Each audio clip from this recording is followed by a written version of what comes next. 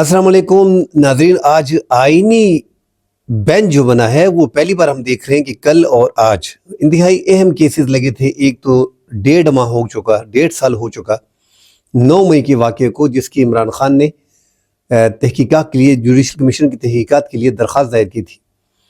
उस पे जो है वो समाअत हुई और समाअत के दौरान मुख्तलिफ सवालात किए गए हामिद खान से। एक तो रजिस्ट्रार ऑफिस में अटार्नी जनरल ने एतराज़ उठाया कि इस पे एतराज़ात हैं कि ये मफाद आमा का केस है नहीं, और जिस पे सीनियर वकील पीटीआई हामिद खान ने कहा कि ये मफाद आमा का केस है और मैं ये साबित करूंगा और दलील दे के मैं बताऊंगा। तो जिस पे जस्टिस जमाल मंदोखेल ने कहा कि आप हाई कोर्ट से क्यों रब्ता नहीं करते। तो इस पे हामिद खान जो सेनेटर हैं पीटीआई की और जो इस केस में वकील भी हैं, उन्होंने कहा कि जी ये पूरे मुल्क का मामला है, सिर्फ एक कोर्ट का मामला नहीं है।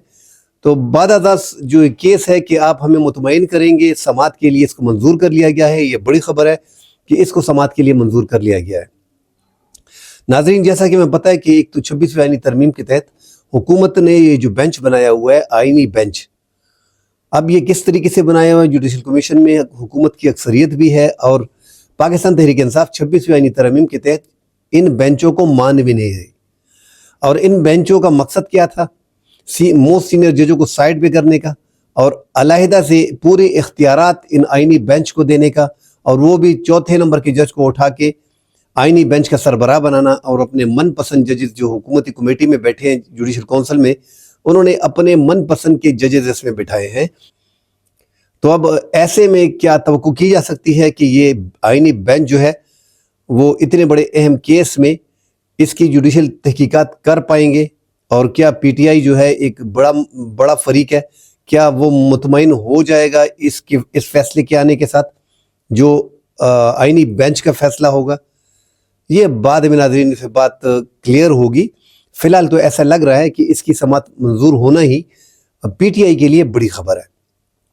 आगे फौजी अदालतों के हवाले से आज जो है वो वकील साहब जो है ख्वाजा हारिस वो पेश ना हुए, उसके मैदे में कुछ प्रॉब्लम चल रहा था, उस केस को मुलतवी कर दिया गया है। उसमें दरख्वास्त दी गई थी, लतीफ़ खोसा जो सीनियर वकील हैं, उन्होंने दरख्वास्त की कि जो अब तक हमारे कैद गिरफ्तार हैं उनको जुडिशल रिमांड पे जेल भिजवा दिया जाए, उनको जेल शिफ्ट कर दिया जाए, क्योंकि उनका जुडिशल रिमांड भी काफ़ी हो गया और वो 1.5 साल से जेल में है, लिहाजा इनको इधर शिफ्ट किया जाए। उनकी उस दरख्वास्त को मुस्तरद कर दिया गया है और समाअत मुलतवी कर दी गई है, क्योंकि वहाँ पे वकील साहब जो हैं वो ख्वाजा हारिस वो बीमार हैं, उनकी वजह से दरख्वास्त को जो है समाअत को जो है वो मुलतवी करना पड़ा। इमरान खान के हवाले से एक और केस भी एक शहरी ने दाखिल किया था कि इमरान खान की जान को ख़तरा है, उसको पुख्तनख्वा शिफ्ट कर दिया जाए, उसे जुर्माना करके उस केस को खारिज कर दिया गया है।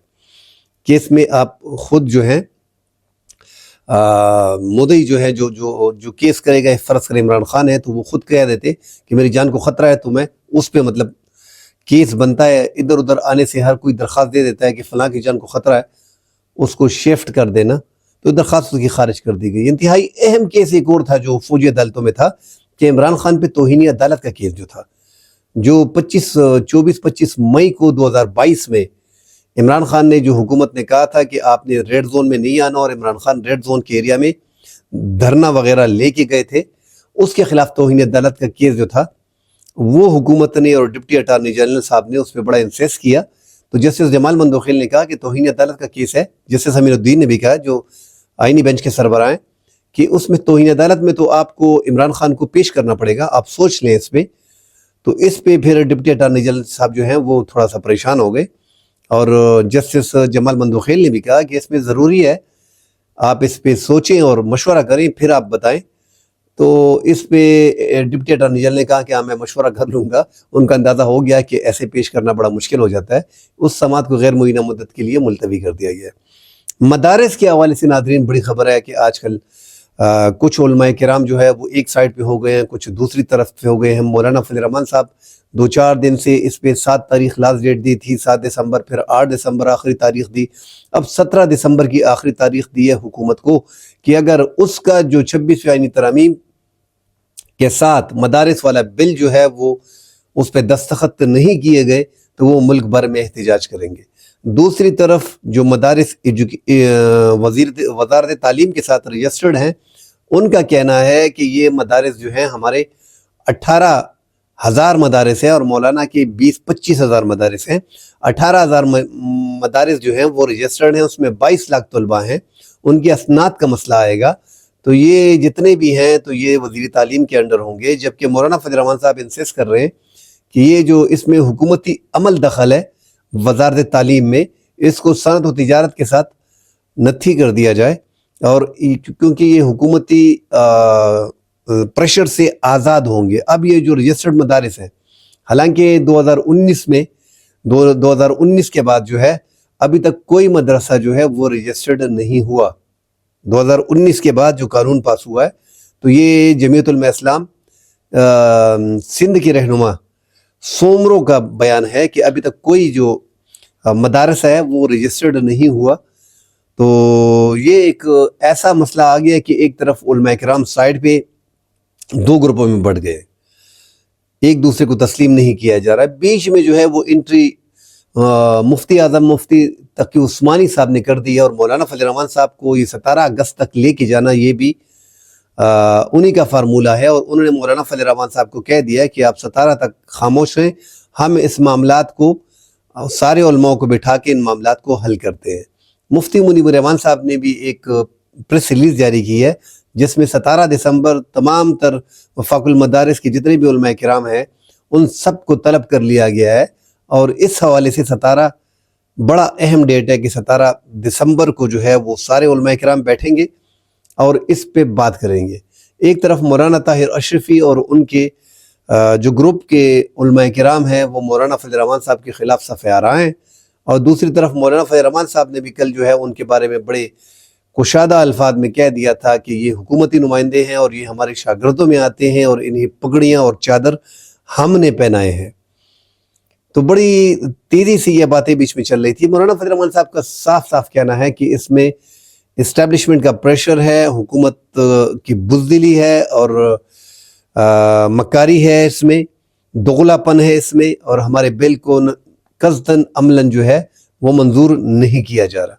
دوسری طرف دیکھیں فیٹ ایف کے معاملات ہیں، آئی ایم ایف کے معاملات ہیں، اور یہ سارا ایک نظام اس کا ہونا چاہیے کہ یہ رجسٹرڈ ہوں.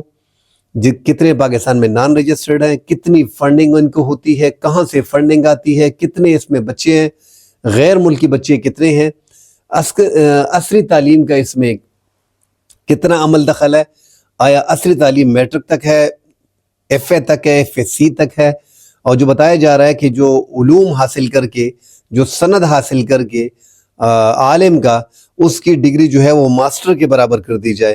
اس حوالے سے سارے معاملات طے کرنے ہیں تو یہ علماء اکرام آپس میں بیٹھیں گے سارے، ان کو اتفاق سے آپس میں بیٹھنا چاہیے، گروپ بندی نہیں کرنی چاہیے. مولانا فضل الرحمان صاحب تھوڑے تیز گئے ہیں، دینی مسائل ہیں مگر ان کو زیادہ علم ہے کیونکہ وہ سیاست میں بھی ہیں اور سیاست میں ہی دینی معاملات کو، دینی مدارس کو وہ ڈیفینڈ کرتے ہیں اور دین کے حوالے سے جو مسئلہ آتا ہے اس کو کھل کے اٹھاتے ہیں. ہم نے دیکھا ہے 2-4 دن سے مولانا فضل الرحمان صاحب نے اس حکومت کے خلاف جو ہے وہ پریشر بنائے رکھا اور حکومت کو گھٹنوں پہ لے کے آئی ہے، مگر چونکہ یہ آرڈر اوپر سے ہے اس لیے حکومت مجبور ہے. پیپلز پارٹی کا کہنا ہے کہ ہم مولانا فضل الرحمان صاحب کے ساتھ اس بل میں کھڑے ہیں مگر صدر پاکستان نے اس کو مسترد کر دیا ہے. 8 اعتراضات لگائے ہیں. ایک بڑا اعتراض جو لگایا ہے وہ یہی ہے کہ یہ 8ویں ترمیم کے بعد صوبوں کا مسئلہ ہے، لہٰذا اس بل کی یہاں پہ کوئی ضرورت نہیں.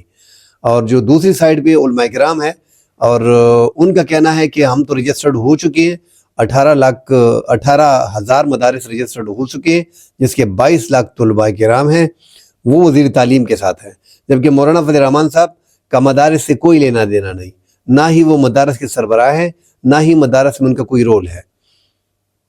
اور ان کے مدارس جو ہیں وہ رجسٹرڈ وہ کر پا رہے ہیں. ان کا کہنا ہے کہ مولانا فضل الرحمان صاحب صنعت و تجارت کے ساتھ اپنے مدارس کو رجسٹرڈ کرانا چاہتے ہیں، جس کا بعد میں تعلیمی اسناد کا طلباء کو پرابلم ہوگا، ویزوں کا پرابلم ہوگا، ون ونڈو جو آپریشن اس کے لیے اوپن کیا گیا ہے اس پہ اثر پڑے گا. تو ہم کسی صورت یہ ہونے نہیں دیں گے. اب معاملات تیزی سے حکومت کے لیے جو مولانا نے پریشر بنائے ہوئے ہے، پورے پاکستان کو پتہ ہے کہ مولانا فضل الرحمان صاحب اس ٹائم پہ کسی بھی شہر، کسی بھی ضلع میں، کسی بھی صوبے میں، کسی بھی تحصیل میں، ملک بھر میں چاہے وہ بلوچستان ہو, چاہے وہ سندھ ہو, چاہے وہ پنجاب کا کون سا بھی ایریا ہو, اس سارے ایریاز میں اب دیکھیں مولانا فضل الرحمان صاحب کا پنجاب میں اور سندھ میں سٹیک بھی نہیں ہے. اس کے باوجود سب سے بڑے جلسے مسلم لیگ نون سے اور پیپلز پارٹی سے وہ وہاں پہ بڑے جلسے کر سکتے ہیں, ایون کہ تحریک انصاف سے, کیونکہ تحریک انصاف کا جو مین لیڈر ہے عمران خان وہ جیل میں ہے, اور یہ سب کو پتہ ہے کہ پی ڈی ایم کس طرح بنی تھی. اور یہ مسلم لیگ نون کو, پیپلز پارٹی کو اچھی طرح علم ہے, جب پی ڈی ایم بن رہی تھی تو اس ٹائم پہ نون لیگ اور پیپلز پارٹی زمین بوس ہو چکی تھی, مطلب وہ اوپر آ ہی نہیں سکتی تھی. آج اگر تھوڑی بہت پوزیشن ان کی ہے تو وہ مولانا فضل الرحمان صاحب کی مرہون منت ہے. ہم نے دیکھا ہے کہ 95% لوگ پی ڈی ایم میں وہ جمعیت علماء اسلام کے نکلا کرتے تھے. مطلب کہ اگر 50,000 بندہ نکل رہا ہے تو اس میں 95% 45,000 لوگ جو تھے اس میں پی ڈی ایم کی ہوا کرتے تھے, اور یہ 2,000 1,000 جو ہے یہ مختلف پارٹیوں کے نکلا کرتے تھے. تو مولانا فضل الرحمان صاحب کی سیاسی قوت, مظاہروں میں ان کی تعداد, وہ سب کو معلوم ہے. اس ٹائم پہ اگر وہ نکل آتے ہیں اور ساتھ پی ٹی آئی کو ساتھ اکٹھا کرتے ہیں تو یہ حکومت کے لیے بہت بڑی مشکلات کھڑی کر سکتے ہیں, اور حکومت کو 1-1.5 ماہ میں گھر بھی بیچ سکتے ہیں اگر یہ مکمل طور پہ روڈوں پہ آ گئے. کیونکہ مولانا فضل الرحمان صاحب کا جو سپاہی ہے, مولانا فضل الرحمان صاحب کا جو مدارس کا اسٹوڈنٹ ہے, مولانا فضل الرحمان صاحب کی جمعیت کی جو دیگر ڈاکٹرز, انجینئرز اور دیگر شعبہ زندگی میں تعلق رکھنے والے افراد ہیں, وہ مولانا فضل الرحمان صاحب کی کال پہ لبیک کہتے ہیں اور کہیں بھی نکل آتے ہیں, اور تب تک کھڑے رہتے ہیں جب تک مولانا کا حکم آتا ہے. جب مولانا حکم دیتے ہیں کہ بس, تو بس ہو جاتی ہے. اور یہ عام لوگ ہے بھی نہیں کہ آپ ان کو دیوار سے لگا پاؤ گے اتنی آسانی سے. جس طرح پاکستان تحریک انصاف کو کچلا جا رہا ہے, آپ جمعیت علماء اسلام کو اس طرح کچل نہیں سکتے. تو مولانا فضل الرحمان صاحب کی سیاست میں گہری نظر ہے, وہ ایک دورندیش سیاستدان ہے. ان کی سوچ جو ہے وہ دیگر سیاستدانوں سے ڈیفرنٹ ہے. وہ مفاہمت کے ٹائم پہ مفاہمت کرتے ہیں, مفادات کے ٹائم میں مفادات بھی لیتے ہیں, اصولوں کے ٹائم پہ اصولوں کی سیاست بھی کرتے ہیں. تو مولانا میں کئی اہم گر ہیں جو یہ زیادہ تر پولیٹیشین اس کو بڑا سیریس لے رہے ہیں. جو مولانا فضل الرحمان صاحب کے ہم اثر سیاستدان ہیں یا جو ان کے ساتھ قریب رہے ہیں, جو حکومتوں میں ان کے ساتھ رہے ہیں, ان سب کو اندازہ ہے کہ مولانا فضل الرحمان صاحب کسی بھی ٹائم کچھ بھی کر سکتے ہیں. تو ایک سینئر پولیٹیشین ہے, اور حکومت کوشش کرے گی کہ 17 دسمبر تک کسی طور پہ جمعیت علماء اسلام کو کور کیا جائے. وہ کبھی بھی مولانا فضل الرحمان صاحب کو خفا کرنے نہیں دیں گے. مگر یہ جو بل آیا ہے اس پہ اختلاف کافی گہرا سامنے نظر آ رہا ہے. آئی ایم ایف کی شرائط بھی ہیں, فیٹف کے کچھ مسائل ہیں وہ بھی حل کرنے ہیں. ان کو بھی جمعیت علماء اسلام کو دیکھنا ہوگا اور مل بیٹھ کے اس کو حل کرنا ہوگا. ہو سکتا ہے کہ یہ 17 دسمبر تک, کیونکہ مفتی تقی عثمانی صاحب بیچ میں آ گئے ہیں, اور مفتی تقی عثمانی صاحب کو مولانا فضل الرحمان صاحب اس کی بات کو جھٹلاتے نہیں ہیں, گراتے نہیں ہیں, وہ ان کی بات کو ضرور مانتے ہیں. مگر 17 دسمبر کے بعد مولانا فضل الرحمان صاحب کا کہنا ہے کہ یہ میں نے ٹائم دے دیا ہے, اس کے بعد کوئی ٹائم نہیں ہوگا. اگر 17 دسمبر تک یہ معاملات حل نہیں ہوتے تو ہم باقاعدہ اعلان کر دیں گے پورے ملک میں احتجاج کا. تو دیکھتے ہیں کہ 17 دسمبر کو کیا ہوتا ہے. ناظرین اکرام, اگلے پروگرام میں پھر حاضر ہوتے ہیں. اللہ حافظ.